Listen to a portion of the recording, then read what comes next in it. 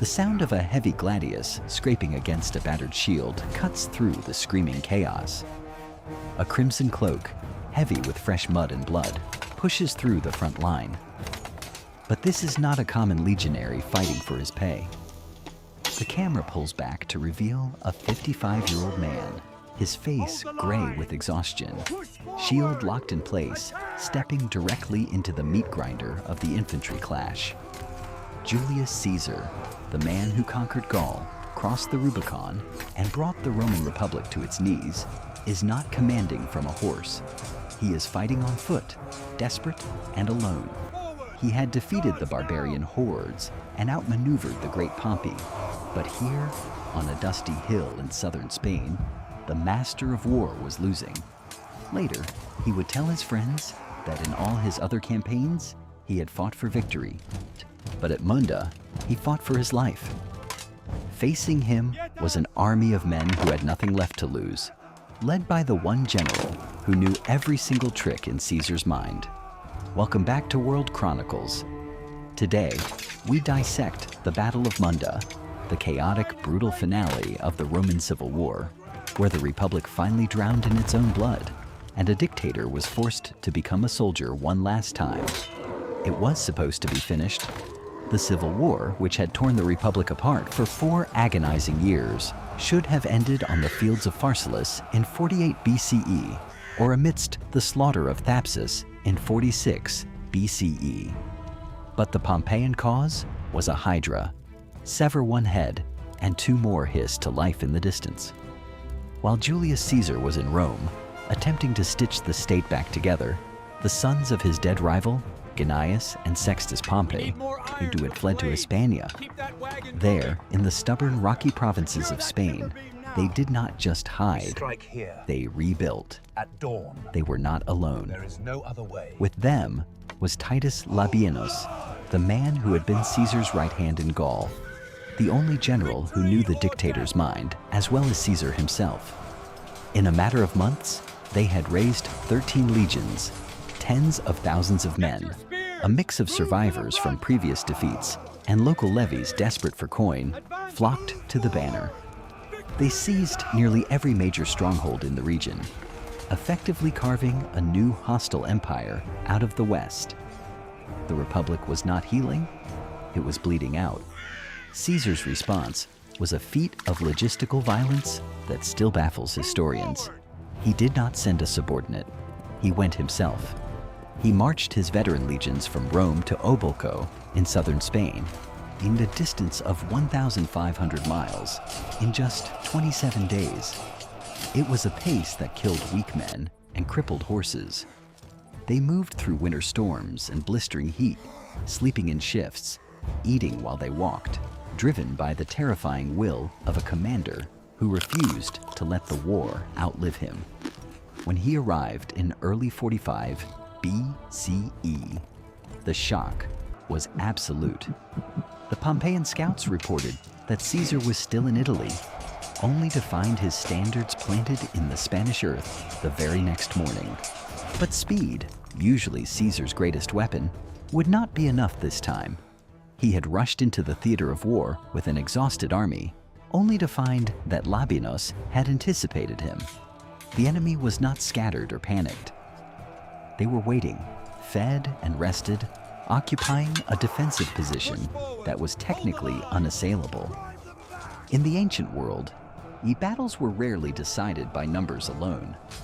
They were decided by the minds that commanded them. And in Munda, 2 of the greatest military minds Rome had ever produced were staring each other down. On the high ground stood Titus Labienus. For a decade in Gaul, he had been Caesar's shadow, his executioner, the man who turned Caesar's wild strategies into concrete victories. He knew how the dictator thought. He knew that Caesar favored speed over preparation, aggression over caution. And now, commanding 13 legions against Caesar's 8, Labienus was not afraid. He was eager. Facing him in the valley below was a force that looked terrifying on paper, but was brittle in reality. Caesar commanded approximately 40,000 men, Among them were the legendary 10th Legion Equestries, the mounted veterans who had never known defeat. There in the 5th Alaudi, the Larks, known for the high crests on their helmets. But these men were tired. They had marched across the known world, fighting fellow Romans for 4 years. Their armor was battered, their pilums chipped, and their patience for this endless war was thinning. What made Munda different was the sound.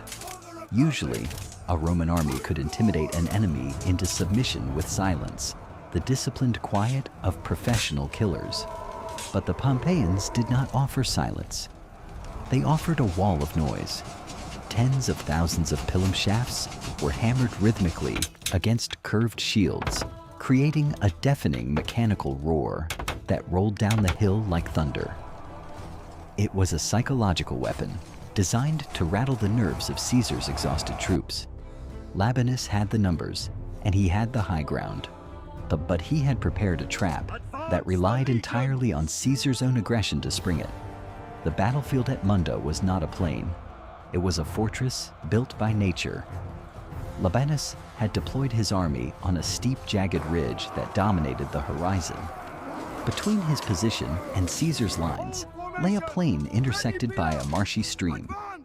To engage the enemy, Caesar's legionaries would have to wade through mud, break their formation to cross the water, and then charge uphill against a rested enemy who held the high ground. In the brutal calculus of ancient warfare, this was a death sentence. Any centurion knew the physics of the kill box. Fighting uphill meant your muscles burned twice as fast. It meant your pilum, the heavy Roman javelin, lost half its range, while the enemy's javelins, aided by gravity, would hit harder and fly further.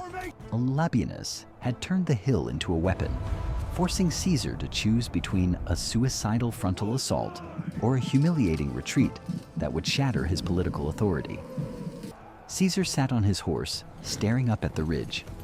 The sun was rising, catching the gold of 13 legionary eagles waiting silently at the summit, a glittering wall of defiance.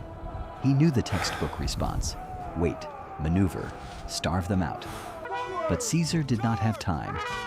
Every day the war continued, his grip on Rome weakened. He had to break them now, regardless of the cost. Against every convention of military logic, he ordered the standards forward. The trumpets screamed the advance, and 40,000 men stepped into the marsh. Caesar had just signaled the attack, but to Labienus, watching from the heights, it looked like he had just ordered a mass suicide. One it was exactly the mistake the traitor had been praying for. The trumpets ceased, replaced by a sickening thud as thousands of bodies collided along the slope. It was not a battle of maneuver. There was no room for brilliance here. It was a shoving match, a push of pike, where the front ranks were crushed by the weight of the men behind them. The two lines locked together, shield against shield, transforming the hillside into a churning sea of iron and flesh. The dust kicked up by 80,000 feet, hung thick in the air, mixing with the copper scent of fresh blood to coat the back of every throat. For hours, the grinding continued, a slow, suffocating test of endurance, where the only tactic was to stay standing. But physics was against Caesar. The slope was steep, and every step forward for his legionaries required double the effort, while the Pompeians simply let gravity lend weight to their blows. Slowly, imperceptibly at first, the impossible happened. The veteran 10th Legion, the mounted infantry who had conquered Gaul and smashed Pompey at Pharsalus, began to give ground. It was not a rout, but a buckling. The sheer physical pressure of fighting uphill was breaking their formation. Caesar watched from the rear, his face pale, as his invincible veterans turned their eyes toward the rear, calculating the distance to safety. If they took one step back, the war was lost. It was a moment that defied all military logic, a moment where strategy evaporated and the entire war came down to the will of one man. Seeing his veterans falter, Julius Caesar did not send reserves. He had none left to send. Instead, he did something suicidal. He dismounted, ripped the helmet from his head so his face would be unmistakable, and snatched a shield from a terrified legionary. Then, the 55-year-old dictator ran. He did not stop at the rear of the formation.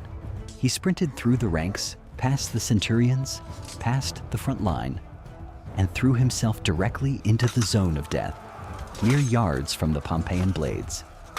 A hail of javelins crashed around him, one piercing his shield, but he stood his ground. Above the din of dying men, his voice cut through the panic, screaming at his soldiers, "Are you going to deliver your general into the hands of boys?" The effect was instantaneous. The sight of the most powerful man in Rome standing alone, exposed and vulnerable to the butchery, shamed the 10th Legion to its core.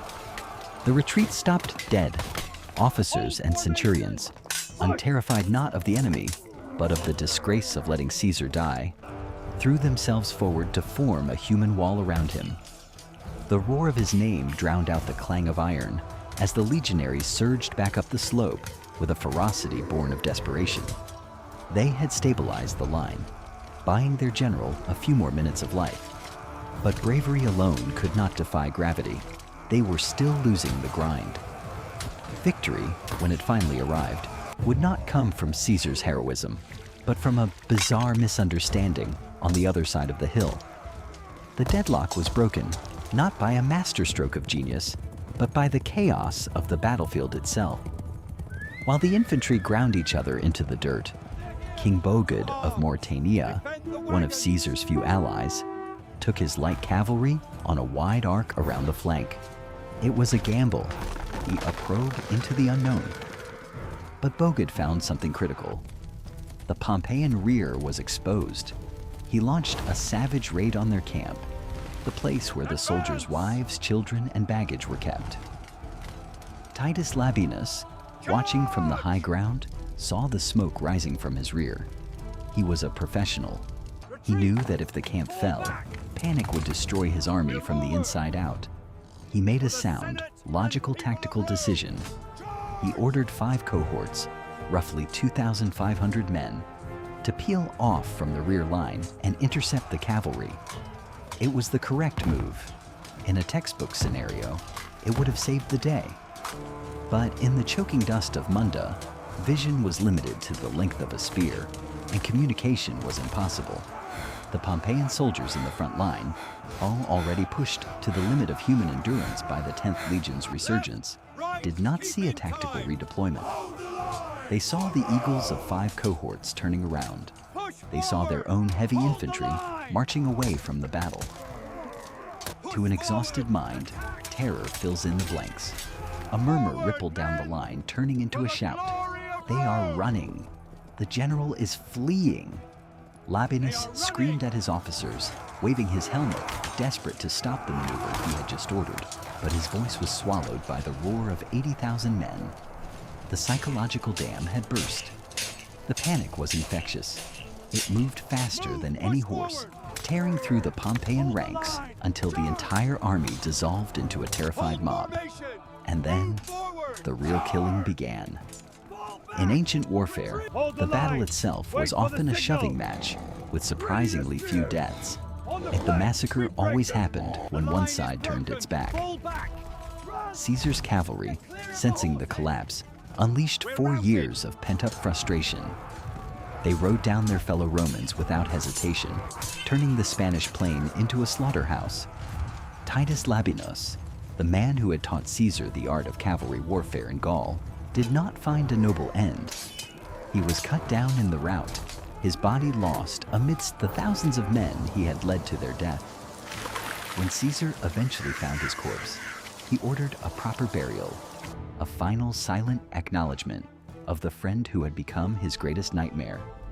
But there was no such mercy for the rest. 30,000 Pompeians were butchered that day. In contrast, Caesar lost only 1,000 men, a testament to the lopsided brutality of the pursuit. The horror did not end with the fighting, and the survivors retreated into the town of Munda, preparing for a siege. What followed was perhaps the grisliest detail of the entire civil war, a symbol of how far the Republic had fallen. Lacking timber to build siege works, Caesar's legionaries piled the bodies of the enemy into a gruesome rampart, using the dead as sandbags and driving pila through them to hold the wall of flesh together. They mounted the severed heads of the Pompeian commanders on top, facing the town walls. Caesar had won the world, but the republic he fought to control was dead, and his own clock was ticking louder than he knew. The Battle of Munda effectively ended the Roman Civil War. The last major army of the Republic had been destroyed, not by strategy, but by sheer, desperate violence. Julius Caesar returned to Rome in triumph, finally unchallenged.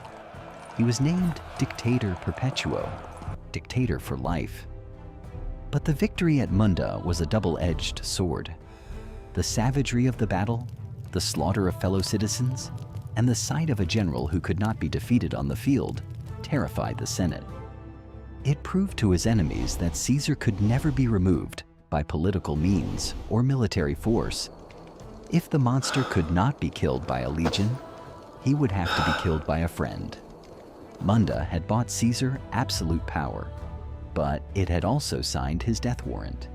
He had survived the most brutal infantry clash in Roman history, yet he had less than 1 year left to live. The violence of his rise had guaranteed the violence of his fall. On the Ides of March 44 BCE, the knives would come out. Ichen and the blood that was spared on the battlefield would be spilled on the floor of the Senate House. Please subscribe to our channel to relive heroic chapters of history with us.